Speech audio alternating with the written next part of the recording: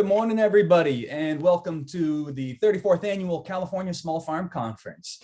If you are here for the workshop on Drought and SGMA, the Sustainable Groundwater Management Act, you are in the right place. My name is Evan Wigg. I'm with Community Alliance of Family Farmers, and we're really excited to have you here and also really excited to be hosting this really important conversation with some wonderful panelists to tell you about this very important, but oftentimes confusing and complex topic. Before we dig too much in, I just want to give a big thanks also to the conference organizers and to all of our sponsors who helped make this event possible. Letting everybody know that the workshop is being recorded, and we will provide links to this later on. And at the end of the workshop, you're going to see a little evaluation pop up on your screen. If you want to take just a couple of seconds, let us know what you think. It helps us evaluate and prepare for next year as well. Lastly, I want to let everybody know that in the chat, there's a chat function on your right-hand side, as well as a Q&A down at the bottom. You can click that Q&A button. If you have any questions, feel free to put those in there. We'll get to those at the end, and you can ask questions of any of our panelists today.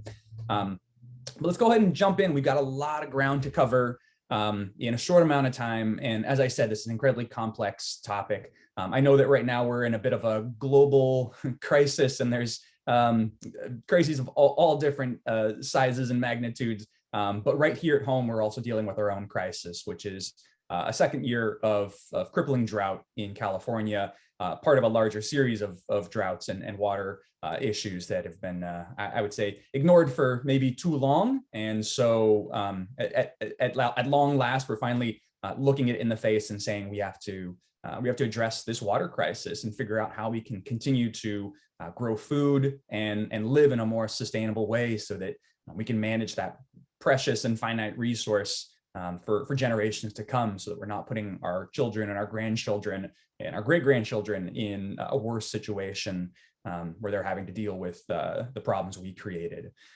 So we've going to go ahead and pass it over here to Ruth. Thank you so much, Ruth, for being here. Why don't you take it away? And thanks everybody for being here. Thank you, Evan, and I'm so glad to be here with all of you today, and thank you for joining to learn about this, as Evan said, very complex and difficult topic, yet something that could drastically affect small farms in California. So I think Evan already introduced me, but I'm Ruth Dahlquist. I'm the Small Farms Advisor with UC Cooperative Extension in Fresno County and Tulare County. And so obviously the Central Valley being very hard hit by drought and also SGMA. So before I get into the details, I wanted to just ask sort of where everybody's from and what your current knowledge of SGMA is. And I think there's a poll, if Evan, if you want to go ahead and throw that up. If you could just quickly indicate, is SGMA a topic you're already pretty familiar with, or you haven't heard of it before, you're somewhat familiar? And then where, if you're farming particularly, or I guess even if you're not farming, kind of what region are you in? That'll help me know how specific to be.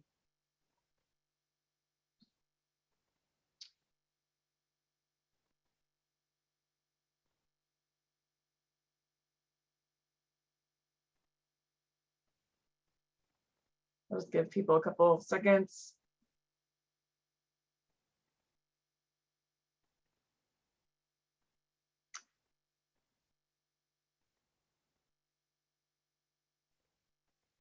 And there's our poll results. So looks like most people are somewhat, or maybe have heard a little bit about SGMA.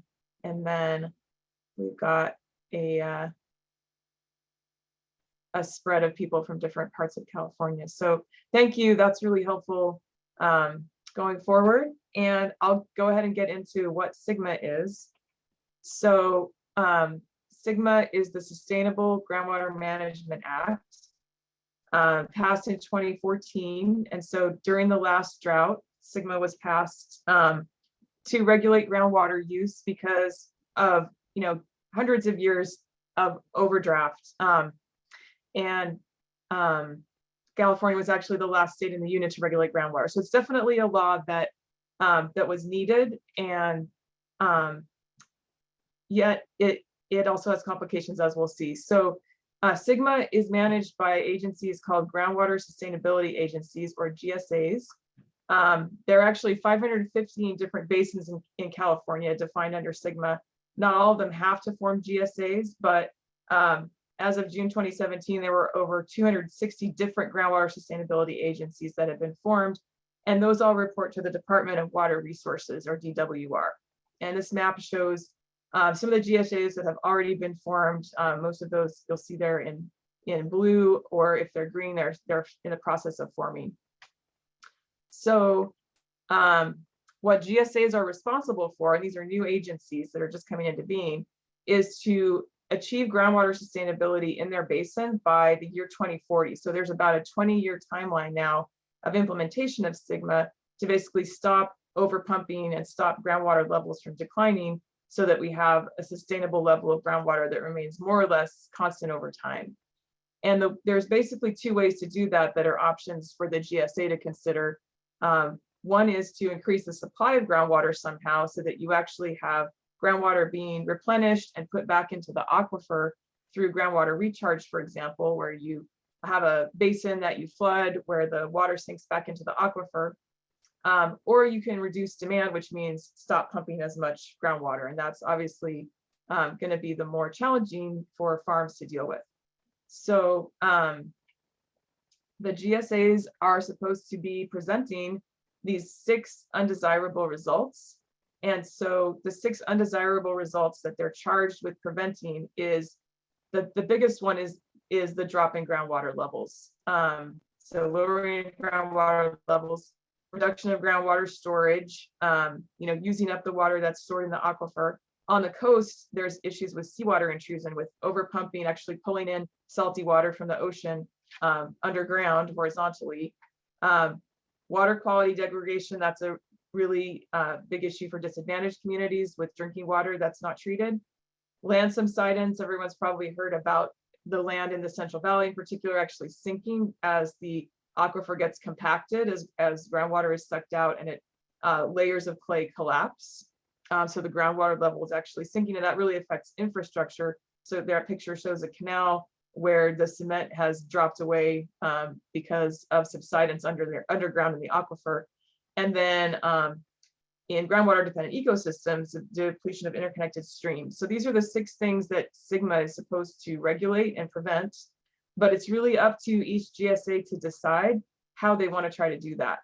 So here's an example from the Fresno area. We have actually 7 different GSAs in Fresno County. And so these are all, responsible for their own area, and then they're also responsible to coordinate with each other for their sub-basin, in which this case is the Kings sub-basin. So most of the small farms are in the 3 on the east, the North Kings, Central Kings, and Kings River East, but they're all different entities, and they all make their own plans. And then they also have to work together. So the way this works, here's another example from San Luis Obispo area. We have 2 GSAs, one is the city and one is the county. And so each region has decided for itself how it's going to divide these up and who's going to run the GSA. But local control is a really big part of SGMA. So each GSA makes its own groundwater sustainability plan, which is called a GSP. And then those go to the Department of Water Resources to get reviewed. And DWR can say no. They can say, we're not approving your plan. And if that happens, sometimes it goes to control of the state.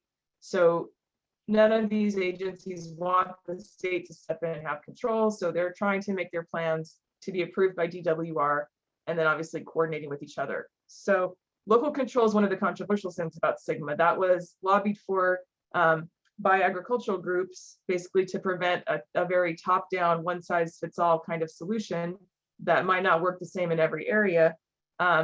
But as we'll see, there's also issues there of kind of who are the players at the table in each local region and who gets to make the decisions about how groundwater is going to be managed in each area.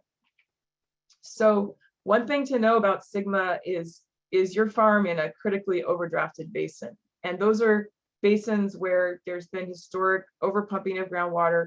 There's a lot more groundwater being used than is being put back into the aquifer. And those regions had to submit their GSPs earlier. So they had to submit those in January of 2020. And you can see here in pink, these are the critically overdrafted basins. Most of them are in the San Joaquin Valley, but there's also some on the coast and Southern California. So that's a really important thing to know is your farm in a GSA that's overdrafted? Because that will determine when things get submitted and also maybe the severity of actions that are being taken. There's also high and medium priority basins that just this last month, had to submit their GSPs. So you can see on this map, there's the basins are in orange, the critically overdrafted ones are with this underline, and then you can see which ones are high, medium priority. So there's basins that are not high or medium priority that actually don't have to submit a GSP. So if you're in one of those basins, you might not have to worry quite as much about the effects of SGMA. So what are going to be the impacts of SGMA on groundwater users? I'm talking kind of about the Central Valley here because of so many overdrafted basins, but there's been a couple of studies. One was by UC Berkeley and one was by the Public Policy Institute of California that estimate basically between 500,000 and 1 million acres being fallowed. So land being completely taken out of production because it's not sustainable to use that amount of land with groundwater pumping, and potential losses of billions of dollars and thousands of jobs. So there could be a substantial impact from SGMA on agriculture in California, and particularly in the San Joaquin Valley, but also in other critically overdrafted basins. Also concerns for disadvantaged communities, for example, farm worker communities that don't have water treatment systems, and how SGMA and changes in pumping practices might affect their water quality. So each of these GSAs is going to determine its own management actions, and those will determine how much of a cutback there is to pumping, and then what kind of farmland and what kind of crops and what acreages are going to actually be fallowed. And that's not a decision the GSA makes of like, we decided to fallow this many acres of this crop, but the management actions that they determine will have those effects of some land being fallowed and not as much farmland being used. So obviously people are very concerned about this, although it's definitely needed. Here's an example of what, or kind of an overview of what SGMA implementation might look like. So SGMA was passed in 2014, but it has a very long implementation timeline. So on this graph, you can see here's our groundwater levels declining because of too much pumping, not enough recharge over time. And then in 2020, a critically overdrafted basin would submit its plan to DWR.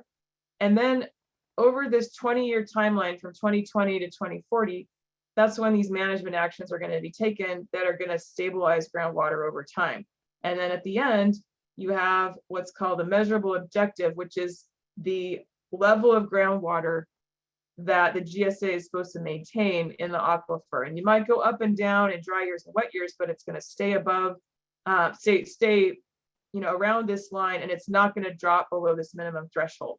So measurable objective, or you'll see it referred to as MO, is the goal or the target of where that GSA wants to keep the aquifer, so that it doesn't drop too much below that. And then the minimum threshold is like, we can't ever go below that line. So each GSA defines its own minimum threshold and its own measurable objective, and then that's supposed to keep the groundwater level stable. So in this timeline where we are right now, between 2020 and 2040, that's when the GSAs are taking their management actions and hopefully stabilizing the overdraft of groundwater so that doesn't keep happening. But you'll notice that groundwater continues to drop during this time on this graph, and that's sometimes referred to as the glide path of SGMA, which means it's not going to take effect right now. It's going to take 20 years to actually stop overpumping groundwater, which means that in the next 20 years, groundwater levels are still going to drop as these management actions get implemented over time before sustainability is achieved in 2040. So what are those management actions that they might take? And this is where some of the concern is, and how will it affect different kinds of farms? One thing they definitely have to do is monitor groundwater use more and monitor well depth. So farms might be required to install flow meters. In some cases, the GSA might be using satellite data to, based on evapotranspiration, to estimate how much groundwater everybody's using from their farm. And then also the GSA will probably be using more monitoring wells to track where groundwater levels are. A lot of GSAs are trying really hard to increase groundwater recharge. So basically constructing big flood basins that water will, seep into the aquifer from those basins. And then the more concerning thing is setting limits on groundwater pumping. And those limits are going to be called allocations. And I'll go into that in more detail further on. So limited allocations of how much groundwater everybody can pump. Also probably more fees to both operate the GSA and pay for that agency to operate, and also for it to construct new projects and infrastructure. Potentially moratoriums on new well drilling, especially during a time of severe drought. And then another thing that I think is a cause for concern is setting up markets to buy and sell groundwater. So groundwater trading. Right now in California, we do trade surface water already. You can buy and sell surface water through the canal systems. And this would be different. This would be actually being able to buy and sell the right to use groundwater allocations.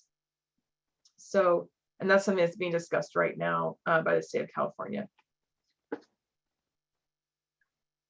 So here's an example of, in the Fresno area, the Kings Subbasin, one management action that's being taken is groundwater recharge. And so the GSAs in the Kings Subbasin are setting aside 600 acres of farmland to be turned into recharge basins. And here's a picture of what that looks like from the air. So it's like this big pond that you divert water to it through the canal system, and then that water just soaks back into the aquifer over time. So that's a less concerning management action of SGMA for small farms, because that is going to benefit farms of all sizes by just increasing the amount of water in the aquifer. There's some concern about not wanting to do that in an area where it might leach pesticides or nitrates or other kinds of contaminants into the groundwater. So it has to be adequately planned. But overall, this is a positive thing for GSAs to do, is to try to get more surface water to be used for groundwater recharge through canal systems. However, if you don't have a lot of options for recharge and for example, water rights to the Kings River or other rivers in your GSA, then you might have to take more restrictive management actions. So if we just go a little bit north of Fresno, there's a GSA in Madera, well, a system of GSAs in Madera County. And so they are starting to do things like requiring flow meters. So Madera County adopted this ordinance that requires for any new well that's built, you have to put a flow meter on it to measure how much water you're using. And this has been controversial. And also they are trying to use satellite measurements to measure groundwater use. And just a real quick to explain how that works. Evapotranspiration is both the water coming from the plant as it's transpiring and from evaporating from the ground. And so that combined evapotranspiration, or ET, is water evaporating from the surface of the farm that can actually be picked up by infrared measurements by a satellite. And so there's different platforms. One is called OpenET that's being developed by NASA and the Environmental Defense Fund and other groups. So these pictures are from OpenET, but basically the satellite takes the infrared measurements and then turns that into a map of cooler and hotter areas, and the cooler areas are where more water is being used. So there's questions about how accurate that is, especially for small farms and also for farms using more regenerative and sustainable practices like cover crops. So that's a whole other discussion, but just to touch on that briefly, that's a potential issue. And then also Madera County, in one particular GSA in that area, the Madera County GSA is adopting allocations. And so this is where it really gets kind of painful, is that, the GSA could tell you, you can only use this amount of groundwater, you can't go over that amount. And so these are listed for 3 different subbasins in the Madera area that's outside of an irrigation district. So it's called a white area or undistricted area. That's shown in blue there on that map. All those blue areas are getting allocations, and then those are listed there in basically applied irrigation water. And so how many inches can you use per year? And so that's a limit that you're not supposed to go over. And just to kind of, give a little more background on what an allocation is. So that's the term for the maximum amount of groundwater that you can pump that your GSA tells you that you can't go over that limit. Obviously, that requires measurement, either flow meters or satellite data. And then the GSA will decide how that works. So the GSA might say, you just can't go over that allocation, and there's some kind of penalty if you do that. It might say that if you go over, you have to pay more. So you have to pay a fee, or maybe there's a tiered rate where if you get into the higher tier, you have to pay more. Or it might decide that if you have multiple properties, you can move your allocations among those. So let's say I own 3 farms and I want to take some of my allocation for 1 farm and use it towards my other 2, that I could do that as long as I'm the owner of all those properties. Or if we have a groundwater market, maybe you could actually sell your allocation to another farmer or buy it from another farmer, which creates more flexibility, but that really is more beneficial for larger farms that have more properties and more acreage. So the allocation is like the basic unit of sigma that a lot of other decisions follow from. So it's really important to, during this 20-year timeline, to have a voice in how those are determined. Another thing that's helpful to know is there's this de minimis designation where, for example, drinking water, domestic well users are often considered de minimis, which means they're not pumping enough to really have to be counted in how the GSA is measuring groundwater use. And there's some conversation about, could small farms, especially on the much smaller scale, be considered de minimis so that they don't have to participate in this allocation model. So that's a potential policy action that could be coming out of Sigma, maybe lobbying to have de minimis designations or exemptions from these allocation models. And so how is Sigma going to affect small farms? It's important to know where your farm is located. So, and which GSA your farm is located in. So if your farm is an urban farm, for example, on city water, your city might be part of a local GSA if it's in one of the basins that has to submit a plan, but it's not really likely to affect how much groundwater you have to pump, because you're on city water. You might not even be pumping groundwater. So if you have a groundwater well and you're an urban farm, then you might be part of actions by the GSA. But if you're just getting city water, that's probably not going to affect you too much.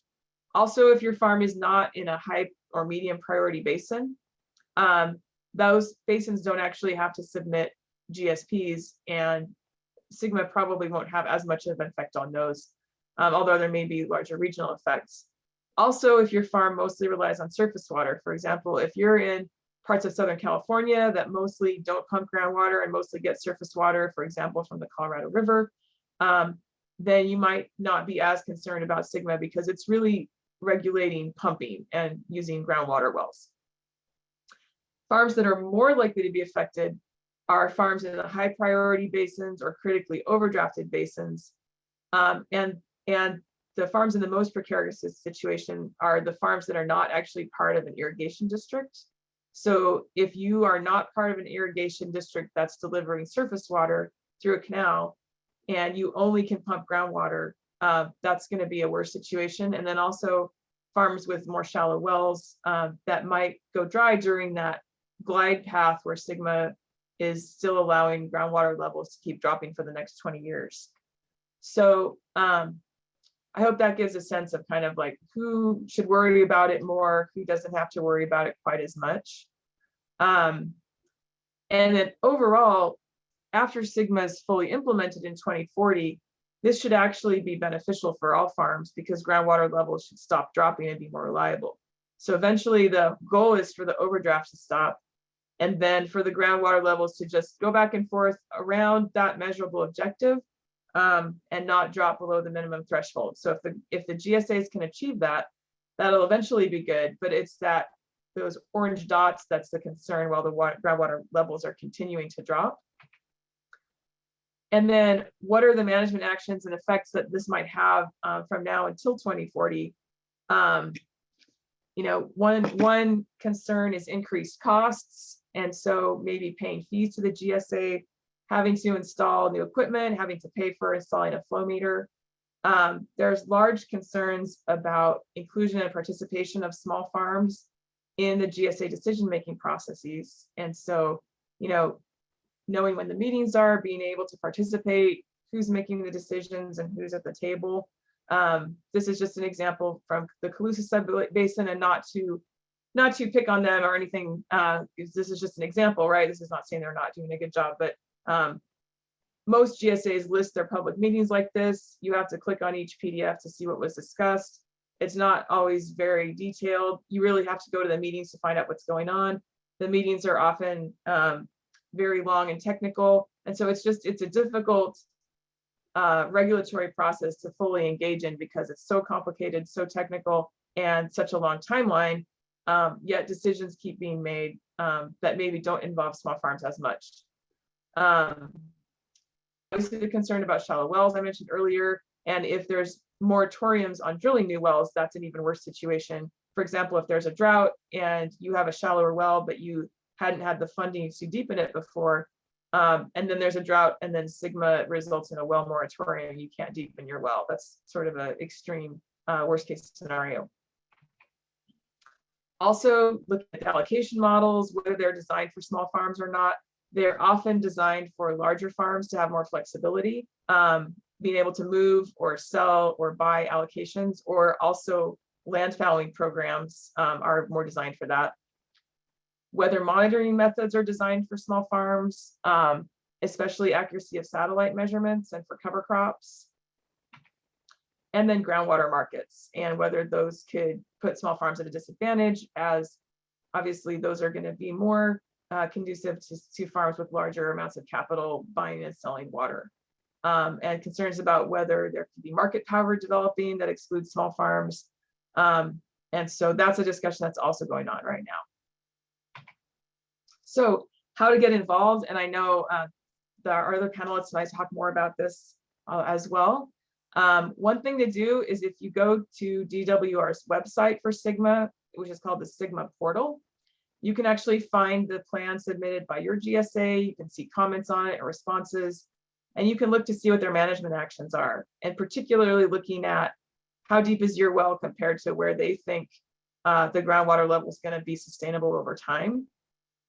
And then keeping an eye out for public comment periods. There's also grant funding opportunities that you can partner with your GSA and get funding for flow meters or other kinds of infrastructure. Definitely find out which GSA you're in, engage with your local GSA. There's an interested party list that each GSA is supposed to manage. So you can usually sign up by email to join the interested parties list, look on their website for their plans and updates, go to meetings, and even talking to board members and staff about your situation.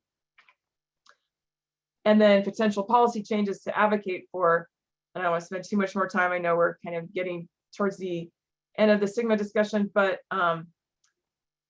the allocation models being something that can ensure that a small farm actually has enough water allocated to meet their minimum requirements, either through an exemption like the de minimis designation, or making sure they've got a baseline allocation, and then if there's a higher tier, that's fine, but they have enough to meet their crop needs.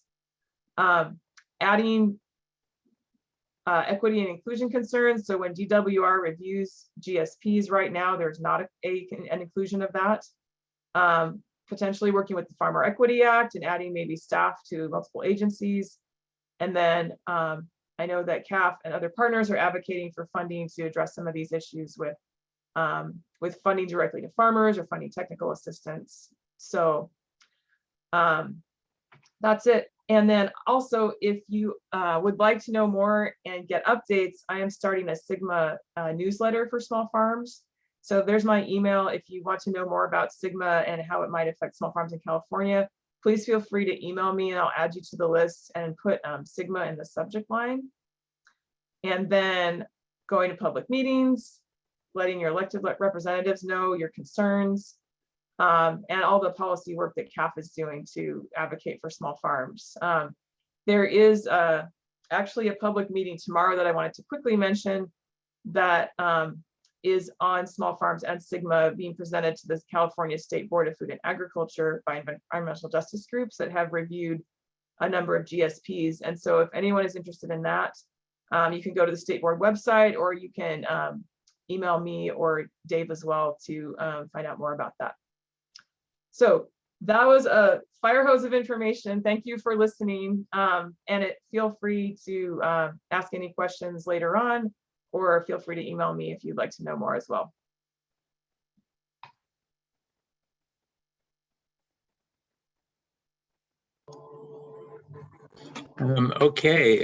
So maybe Ruth can answer some of the questions that appeared in the chat or the Q&A while she was talking. So I'm Dave Runsten. I'm a longtime policy wonk at Caff, and I'm going to talk briefly about the drought, and then we're going to turn it over to Annie and Allison Main to talk about their experience on a farm in Yolo County. So let me see if I can share the screen. This one.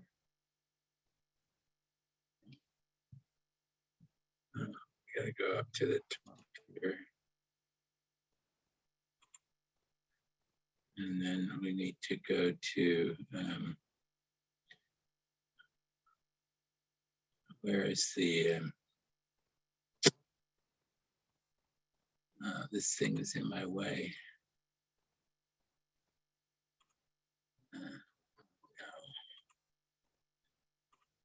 Well, the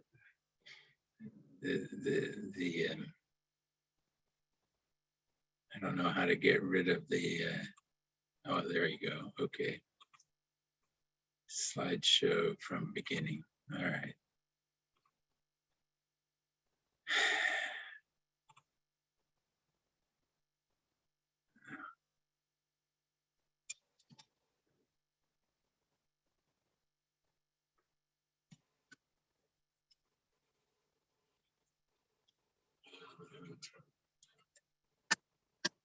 All right. See if I can get rid of this thing. All right. Let's start here.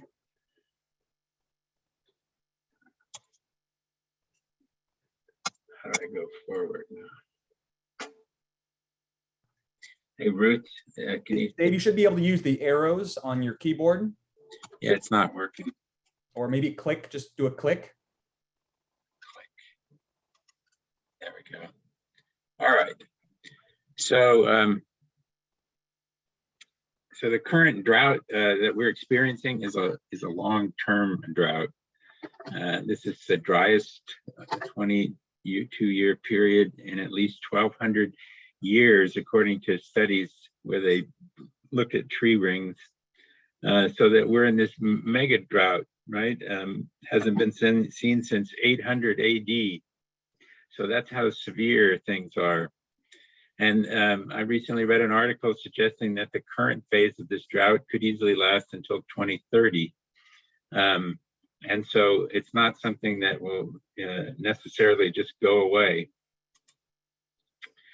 So January and February of this year have probably been the driest January and February ever on record, any record that we have. And you'll notice that it's not raining, at least here where I am in Davis. The Department of Water Resources now has realized that their models about how much water that's going to come out of the mountains, out of the snowpack, is all wrong, right? Because climate change has really altered this flow. And so last year, they overestimated by 68% how much water would come out of the Sacramento River watershed. And they overestimated by 45% how much would come out of the Southern Sierra rivers. And so now they're trying to basically change their models and recalculate. The current water content of snow here in California at the moment is about 50% of normal, with 1 month of potential rain to go. So this is the last day of February. Usually March is the last significant month of precipitation in California. So we are 750 days into this current drought. The last drought between 2011 and 2019 lasted almost 3,000 days. So we may still be in the early stages of drought. I say just to caution people, right, that we may be facing, very serious situation as the climate continues to heat up and the amount of water available declines. The major reservoirs have a little more water in them than they did last year at this time, but still the biggest reservoirs are less than 50% of normal. 1,000 households reported no drinking water in the past year. And the wells that are at least 10 years old and that have been measured in the last 18 months, 63% of them are at historic low levels. The depth of new wells that have been drilled has fallen 70% since the previous year. So, in the last 10 years or so, we've gone from an average of about 200 feet depth of the wells to 350. So anyway, I just want to give you some facts to show you that we're in a very difficult drought situation, and it's likely to continue this year. Here's a map which shows the prediction through this spring and so forth. You can see the brown areas predicted to be in drought. And so that's basically all of California. In order to try to deal with this on a policy level, we asked Darcy Bostic, who was at the Pacific Institute at the time. She just graduated from UC Davis master's program. And she had done an analysis of shallow drinking water wells. And so we asked her to do the same kind of analysis of shallow agricultural wells in the Central Valley. So without getting into the details, she chose the wells that had the best data. And so she concluded that 355 ag wells would go dry in 2021 and 2022. And over half of these would be in Fresno and Tulare counties. And then she estimated that over 5,000 ag wells in the Central Valley would need to have their pumps lowered or replaced. That is, the wells were deep enough that the wells didn't need to be replaced or wouldn't go completely dry, but would have to have their pumps lowered. So here's a map of her results. And so these orange dots are essentially agricultural wells that she predicted would go dry if the conditions of drought were similar to the conditions of the last drought that we had. And so you can see that most of it is down here in Fresno and Tulare counties, but there's a lot farther north in Stanislaus and Merced, as well as in the northern part of the Sacramento Valley. And we have seen a lot of dry wells in the northern part of the Sacramento Valley in the past year, as well as actually over in the Russian River watershed along the coast. There was a big problem last year. Maybe there won't be such a problem there this year. They've gotten twice as much rain this year as they got last year. So anyway, this is our prediction of what could happen. Now, the Central Valley accounts for almost 60% of the agricultural wells in the state. So if we project the same things to the rest of the state, that adds another 4,000 wells that need to have their pumps lowered and 250 wells that need to be deepened or replaced. So we're talking about, maybe 7,600 wells in the state that would need to have their pumps lowered or replaced, and almost 500 wells that would have to be lowered or replaced. So it's a very significant issue, right? And we're looking at shallow wells. So these are mostly wells that are on small farms and people who don't have a lot of money to deal with the thing. There's been just a huge amount of well drilling going on by the large scale farming operations. And oftentimes people have to wait 6-9 months just to get someone to come and deal with their well. So it's a difficult position to be in. So what have we done? We asked the state government last year for drought assistance for small farms, help them with this situation. So first we tried to direct money to the SWEEP program, right, which basically deals with wells and water use efficiency on farms in California. But because that program was originally set up to reduce greenhouse gases, they decided that they couldn't alter the program to allow it to lower pumps, because obviously if you're pumping from a lower level, you're going to use more energy and hence more greenhouse gas. So even though they're using general fund money now and not using climate greenhouse gas reduction fund, they wouldn't change the program. And then in the legislature, we found there was just no appetite for drilling new wells because they find that it's counter to their whole idea of SGMA, right? Basically trying to reduce the amount of pumping. So we're kind of pessimistic about getting money for small farmers to drill new wells. So the one place where we've been able to have some success is through the California Underserved Producer Program, which is part of the Department of Food and Agriculture.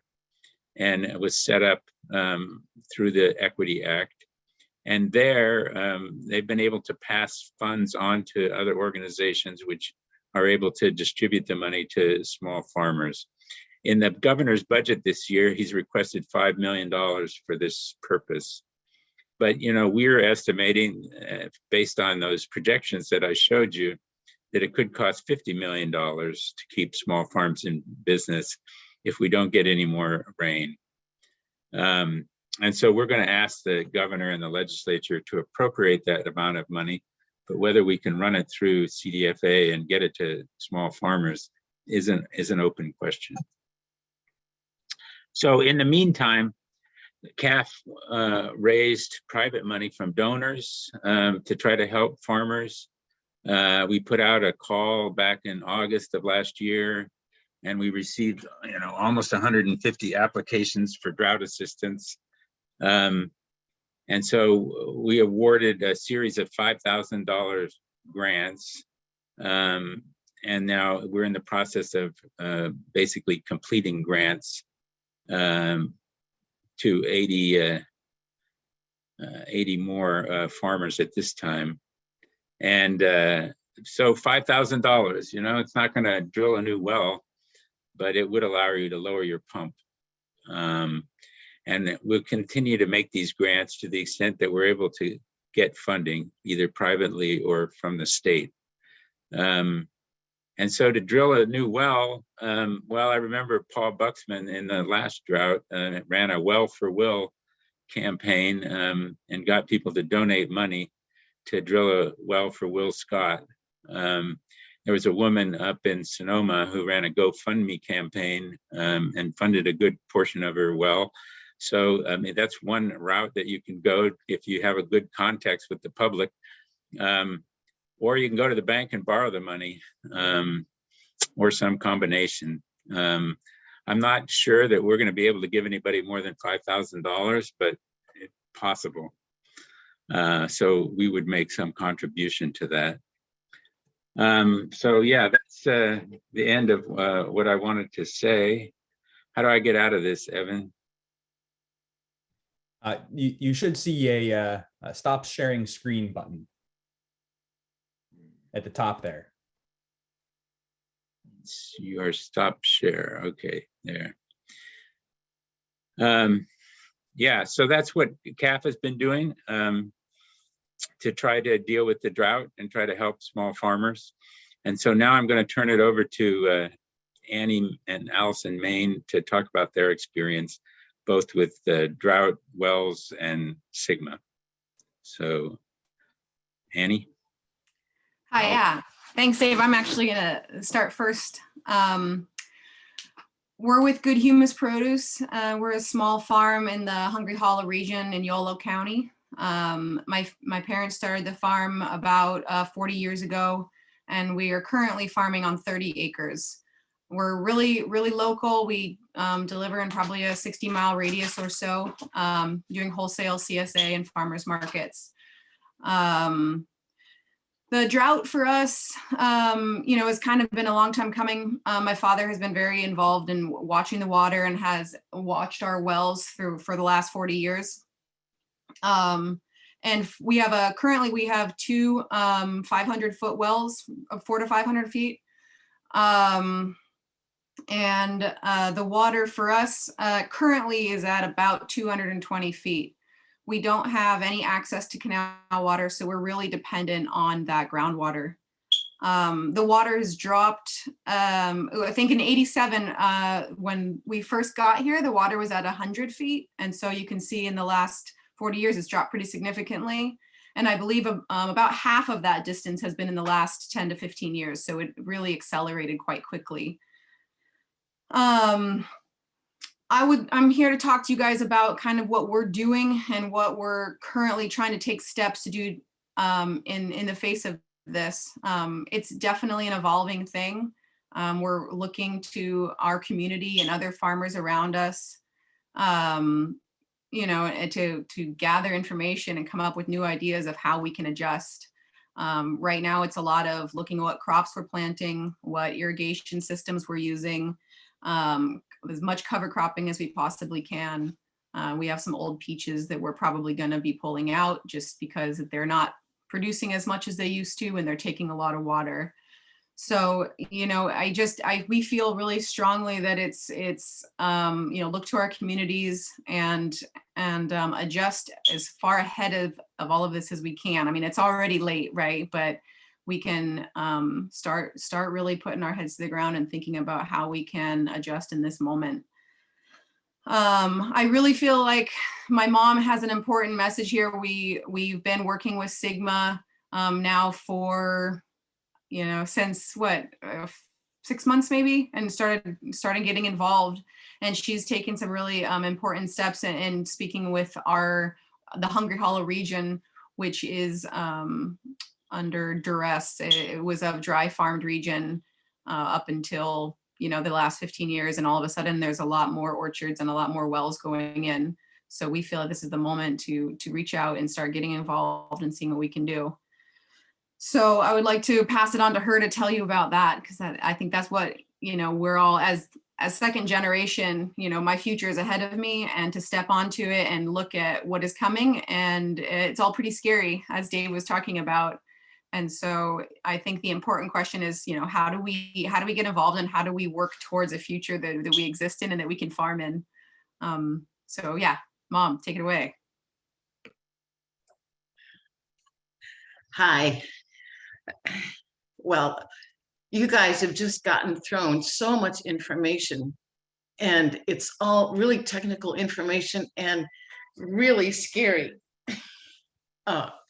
New facts, or not new facts, but last fall, Dave from Caff asked Allie and Jeff to talk to the state legislature about our farm and the drought and what has happened. And that for me was sort of the first sort of coming out of denial of where we are and what's going on in California. And SGMA came up into my radar.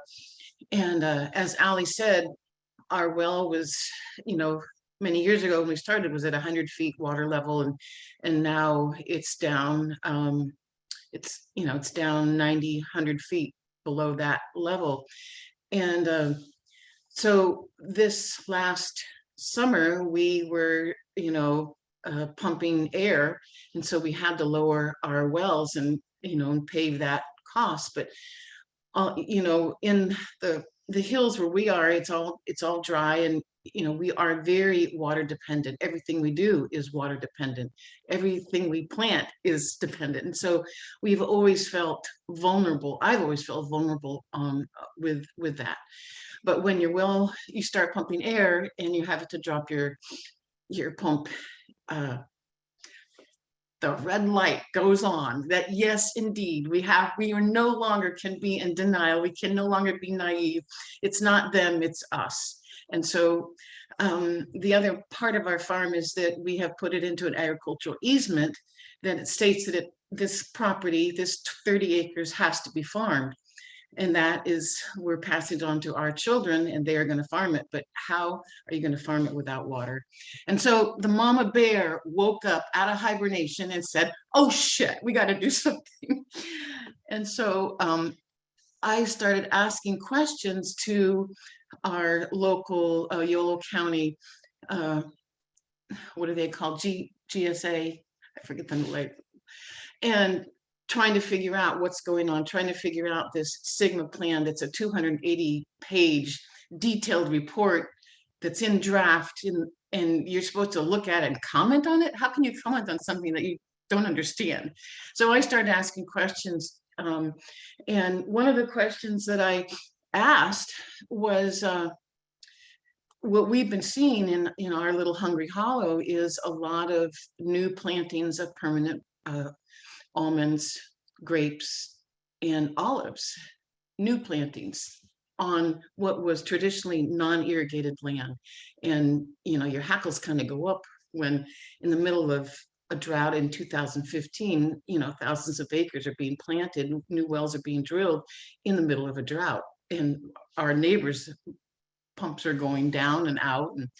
And so one of the questions I asked was, in the last 10 years, how many acres in Yolo County have been put into new permanent crops? And it was 15 to 20,000 acres have gone into permanent crops in Yolo County. And 800 new wells have been drilled in that same 10 years. Some of them are replacement wells, but many of them are new wells on what was historically non-irrigated land. And so there's a drought, and we feel like there's an influx of farmers from the south that are losing wells, losing land, you know, not getting water, that are moving up to Yolo County and drilling and planting. And so that really was, it's really frightening to see that you know, we are not in, you know, what are you going to do? How do you look at sustainability when all this new agriculture comes in, new wells are being dug in constantly? And so we had, I asked the Yolo County to come to our watershed landowners and do a presentation. Ruth gave a great presentation today that was really helpful, but to try to understand what's going on and what does a Sigma mean and how do we work with it. And what really came clear was that because of where we are in the Hungry Hollow, there is very few monitoring wells. There's hardly any data available, historic data, as to what's happened in that area. And so we're kind of going into this Sigma plan in the dark. You know, there's no data to say what's been going on and how many wells have gone out, how many wells are there, you know, and all that information. And so, you know, I think for me, one thing led to another, that I tend to ask questions and be kind of snoopy and try to figure things out. And so at one of these, so Sigma gave a presentation to our local watershed area, whoever wanted to be on the Zoom to figure, you know, to understand this. And then I realized in that process that they were asking us for comments, that they wanted input. They weren't just presenting the information, but they were wanting to know what we thought about it, which meant if you were good, you had to read the 280-page plan to figure out what they wanted us to comment on. But my basic thing is that in Yolo County and where we are, that there needs to be a moratorium on new well drilling on historic non-irrigated land so that you can put a stop and figure out what sustainability really is. And so okay, you guys want comments? So I went to my CSA, I went to anybody I could think of in my neighborhood and said, you guys make comments to these guys. They want to know what we want. And so we made comments. We got a lot of people to comment, which was really, I think, helpful. Anyway. So I guess what I'm saying is one thing kind of led to another. And then some of our local landowners were participating in that Sigma educational Zoom and wanted to meet our family. And so the Yolo County Sigma organized a meeting for us to meet each other. And we're in a situation where we have 30 acres, but we're surrounded by larger, not all conventional, but a lot of conventional growers that are, that have 500, 1,000, 2,000 acres of land. And here we are, this little 30-acre vegetable garden farm. So we didn't know our neighbors, and so we had a meet and greet meeting after the comment period in last November. And, it was pretty scary to come up and meet our neighbors that are these large landowners. And, but I think we were being very vocal and became noticeable, and they wanted to know who was pushing the buttons here. But what came out of it is that we've met again this last month, and we are going to we've kind of agreed to have a Hungry Hollow Watershed Coalition to figure out what is our sustainability, what can we do with our limited water resource, and work together to create more monitoring wells. I think we would like to put the flow meter on, because you don't really know how much water you're using in a year on these crops, and so it's kind of scary. But on the other hand, I don't want to sit here and wait 20 years to figure out if they figured out what we're supposed to do and not be a part of the process. So I guess the main point here that I would like to pass on is that don't sit back and wait for the money to come or the this or that. That get together with your local GSA, find out who they are, ask those questions. Who is in your watershed? Have meetings and start talking about,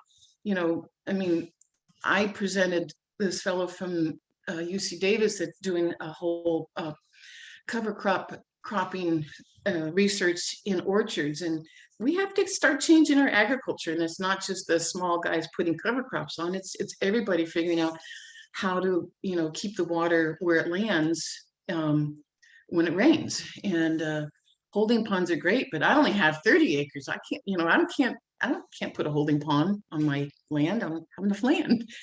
So I think that it's really important that we each mobilize and go to meetings if you want to, but finding out who your neighbors are and starting a conversation with your local GSA.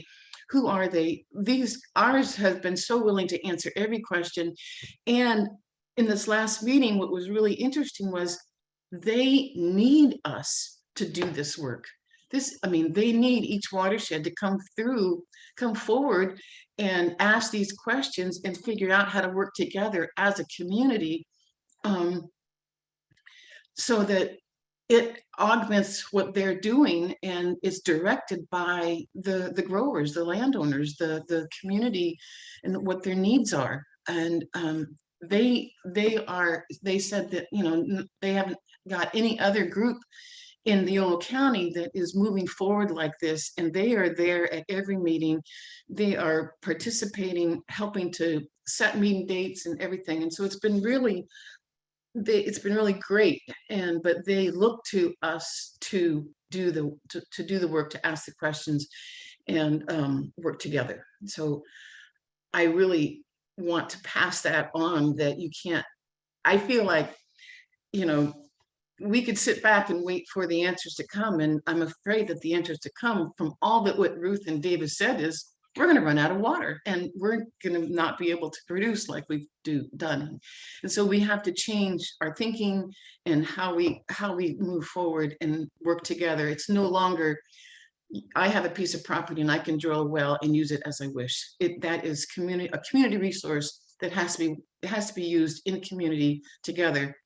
And at one of the meetings, Jeff was asked by one of the growers, a large grower, he said, "So Jeff, you mean you don't want me to expand 350 acres of new ground for more grapes to save your 30-acre farm?" And I mean, he actually pulled the elephant into the room and said, you know, that was the question. And I didn't answer it and he didn't answer it, but indeed, yes, that's right. I don't want you to do that, because what I want is for your farm to exist and for my farm to exist and for us to work together. And how do we do that? And monitoring, but working together and asking the questions and meeting your neighbor and knowing and getting that data. The first thing we're going to have to do is gather data from all of the watershed to figure out what's going on. Anyway, I blabbed. I'm done. Thank you. Thanks, Annie. Allison, is there anything more that you want to say, or? I realize in hindsight, I forgot to mention that in May is when the water really dropped down of 2021, and we were sucking air. And it lasted about a month before we could even get anybody out to drop our submersibles. And so during that time, all of our fields were really, really suffered, and we could only irrigate at about a quarter capacity of normal. And so it was incredibly stressful running around, moving irrigation, trying to figure out what, how to save what. This year, a lot of our perennial trees are very much seeing that, that stress that we put on it. And I think that the cost of dropping the 2 wells submersibles was under $5,000. So it wasn't insurmountable. If our well had gone dry, that would be a very different story. But the strain and the stress to get guys out here, I mean, I imagined that they were doing it for everybody in the area. And so they were totally backed up. And so it was a full month of, faucets not going on, things just really not running, and heavy stress, not only on the farmers, but the plants and the trees too.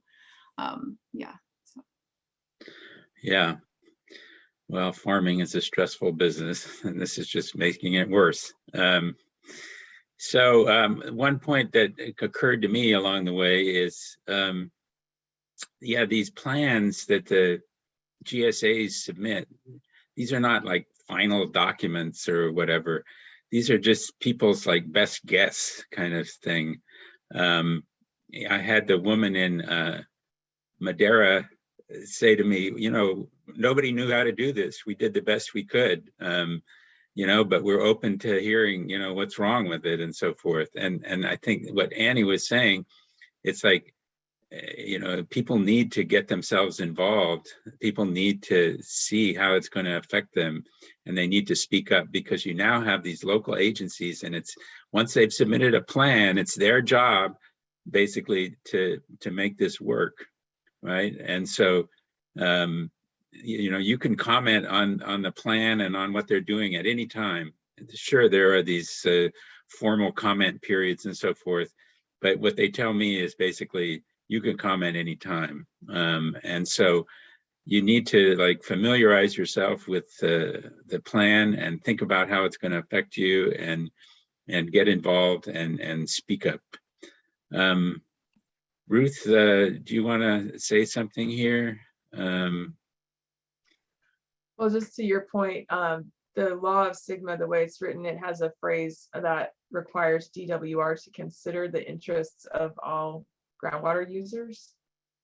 It's not a very enforceable part of the law, but it does require that the GSAs do outreach and talk to people. So there is that.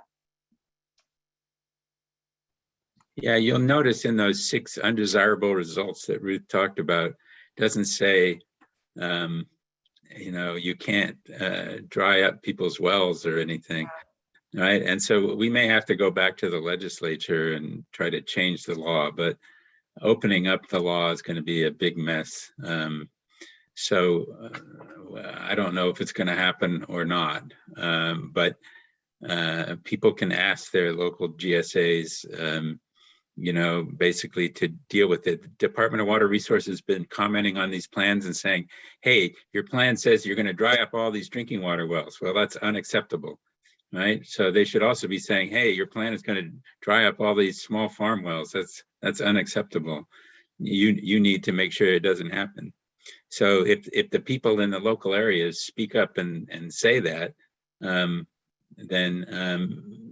force these people to take responsibility for it, then I think it might work. Let's see, are there more questions that need to be answered here? There's 2 questions in the chat, in the Q&A. How can we stop the practice of drilling more new wells across the state? Yeah, well, we tried that in the legislature. Once SGMA passed, there were a couple of bills that were introduced to try to stop drilling new wells. And of course, the agricultural industry opposed them, and they didn't go anywhere. One got so watered down that it was just like, oh, you need to tell people that you're going to drill a well.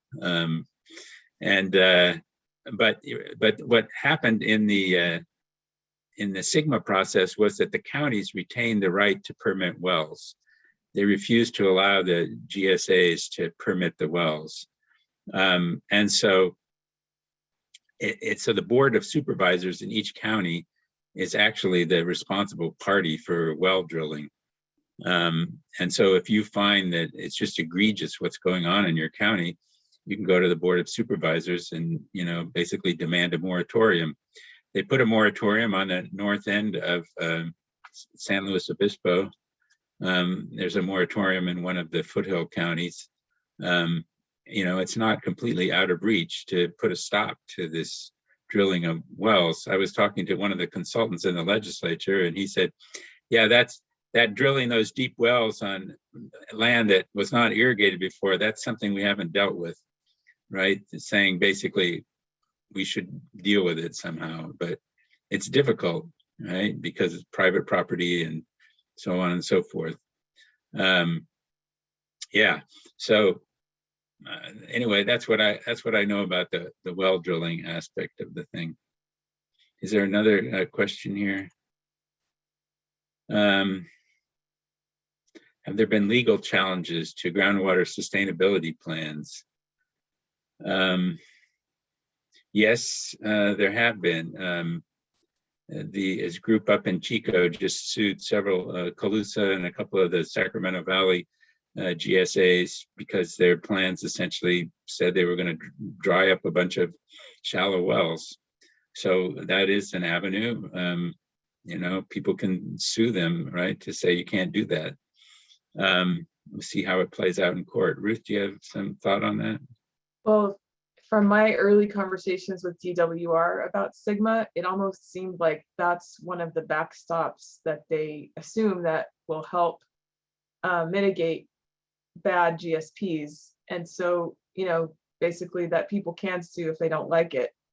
But I think that really just doesn't take into account that not everybody has the capacity to sue their GSA or to sue other entities. So, you know, I think that's sort of a concern, is that water in California is so contentious. There's a lot of lawsuits anyway, regardless of SGMA. But it's important for DWR to understand that that's not a method of evaluating GSPs, you know, that has to happen on their end. Yeah, I mean, the other thing is the process of adjudication, right? Which is essentially a legal process that says who has rights to pump groundwater. And that process is playing out in a number of these overdrafted basins and may play out in more. It's kind of a parallel process to the SGMA process. We don't know exactly what effect it's going to have on the SGMA process.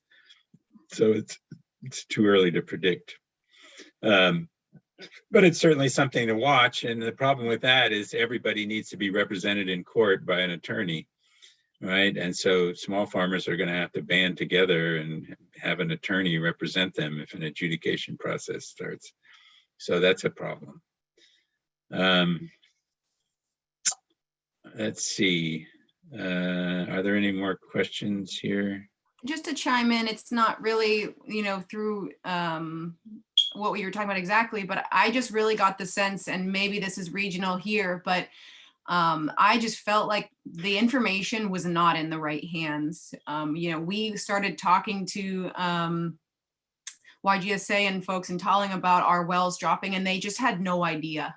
And we got the sense that we were starting to be the first region's water to really be dropping down and it being reported.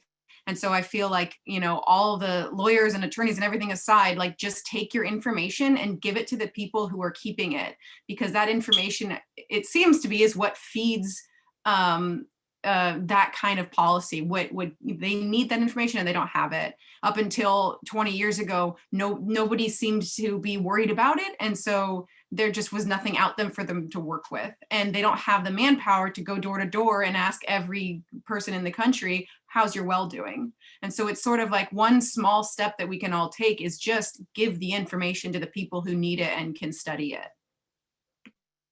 Yeah, that's great.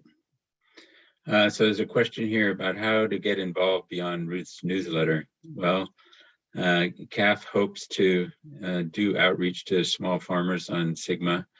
We're in the process of negotiating with the Department of Water Resources over a pilot project in Merced, Madera, and Fresno counties. And so if that goes forward, then we'll put out some way for you to contact us. And hopefully if we can get the legislature to appropriate some more money for it, we can operate everywhere in this state. But it's a big thing. As Ruth said, there are hundreds of these GSAs. They're all local. It's just very hard for an organization like ours to be involved everywhere. You can force your local farm bureau to just, represent you somehow.